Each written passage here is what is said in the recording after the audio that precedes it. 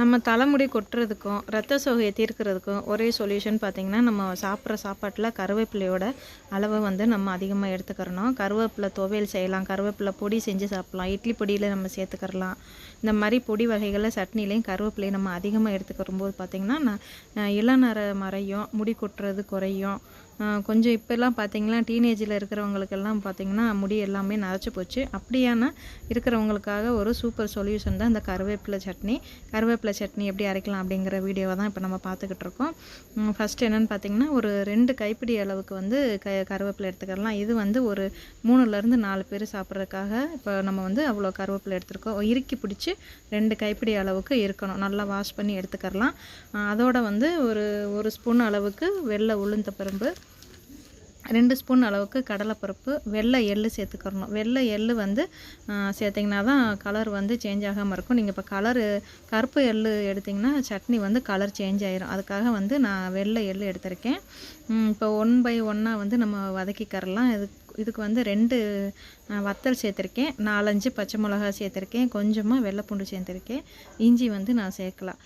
வத்தலுக்கு பதிலாக முழுவதுமாக வந்து நம்ம பச்சை மிளகாயவே வந்து சேர்த்தாலும் ஒன்றும் இல்லை.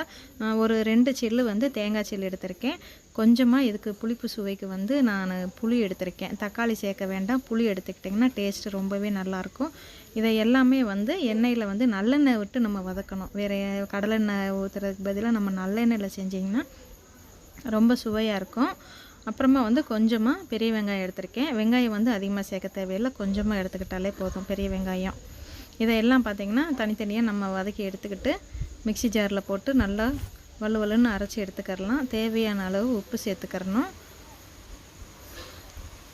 கருவேப்பிலையை வந்து சிலர் வந்து நம்ம சாப்பிடும்போதே வந்து தட்டில் இருந்து தாளிக்கும் போது எடுத்து வச்சுருவாங்க. தாளிக்கும் போது போட்டிருந்ததுலாலே எடுத்து வச்சுருவாங்க. அப்படி இருக்கிறவங்களுக்கு பார்த்திங்கன்னா, கருவேப்பிலையை வந்து நம்ம பவுட்ரு பண்ணி நல்லா காய வச்சு பவுட்ரு பண்ணி தாளிக்கும் போது வந்து நம்ம அந்த தாளிப்பில் வந்து அந்த கருவேப்பிலை பொடியை நம்ம அவங்களுக்கே தெரியாமையும் கொடுக்கலாம். டெய்லி நம்ம வந்து கொஞ்சமாக ஒரு இனுக்கு வந்து கருவேப்பிலை சாப்பிட்டாலே போதுங்க. நம்மளுக்கு முடி வந்து நல்லா கருகருன்னு ஆரோக்கியமாகவும் இருக்கும். முடி கொட்டுறது நிற்கும், இளநரை வரவே வராதுங்க. அதனால் டெய்லி நம்ம சாப்பிட்ற சாப்பாட்டில் பார்த்திங்கன்னா கொஞ்சமாவது ஒரு இனுக்காவது நம்ம கருவேப்பிலை சேர்க்கணும். நம்ம கருவேப்பிலையை டெய்லி தினந்தோறும் சாப்பாட்டில் எடுத்துக்கிட்டோம்னா ரத்த சோகையை வந்து கண்ட்ரோல் பண்ணி வைக்கும், ப்ளட்டு சர்க்குலேஷனை சீராக்கும், தலைமுடி பிரச்சனைக்கும். தேங்காய் எண்ணெயில் கூட நம்ம பார்த்திங்கன்னா கருவேப்பிலை வந்து அதிகமாக சேர்த்து தான் நம்ம தேங்காய் எண்ணெய் காய்ச்சி நம்ம ரெகுலராக யூஸ் பண்ணிகிட்ருக்கோம். அப்படியேப்பட்ட கருவேப்பிலையை வந்து இனிமேல் நம்மளும் டெய்லி சாப்பாட்டில் சேர்த்துக்குருவோம். இந்த வீடியோ உங்களுக்கு பிடிச்சதுன்னா லைக் பண்ணுங்கள், ஷேர் பண்ணுங்கள், சப்ஸ்கிரைப் பண்ணுங்கள், மறக்காமல் பெல் பட்டனை கிளிக் பண்ணிடுங்க. தேங்க்யூ.